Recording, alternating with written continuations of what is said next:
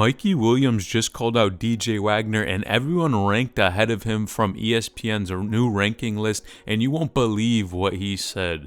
Now, of course, Mikey Williams recently playing in San Diego, in California, moving over there. A lot of people are starting to criticize his competition. Of course, him being ranked 30th in the country, dropping rankings, and even going from a 5-star recruit to 4 stars. Man, people are coming after this dude, stating that the competition he's playing in California is just simply garbage compared to what he played in the past. Now, Mikey actually went on Instagram and said this: "I'm the only hooper in the country that went and chased smoke for the last 2 years straight, on my soul." And I gotta be honest, that's a fact. When this dude was in Charlotte playing in North Carolina, the fact and the idea to say he wasn't playing against good competition is completely false. They played teams like Montverde, of course Sierra Canyon at one point. Even they played against Amani Bates when he was back in high school. And I gotta say, that's competition. He was definitely playing against solid people. But I feel like the bigger problem here is not really his school basketball so much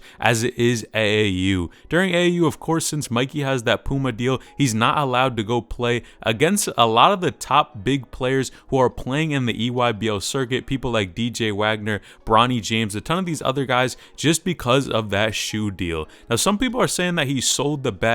This dude went and tried to make the money way too early, and now it's hurting his career. But personally, just because you're getting D-ranked on these ESPN ranking lists and even losing stars does not mean you're not going to be a solid player in the future. We see it time and time again where people are hyped up. The #1 players usually, for the most part, never end up being those guys that really get it done down the road, the people that stay in the NBA or even make it to the NBA for the longest. Now, I just can't ignore the fact that the people who he's playing against and even some of his teammates, man, overall, I don't think it's helping him as much as a stronger school could have if he went to a IMG, to a Montverde. But I still don't think he's going to be too bad at this school. Again, he's probably going to be going for a ton of points in these games, and even through some of the tournaments, they're going to be playing against top teams. But overall, their regular season, I gotta say, playing in San Diego, especially for this team, is just not it. Now, back in the day, there was a huge beef between Mikey Williams and DJ Wagner,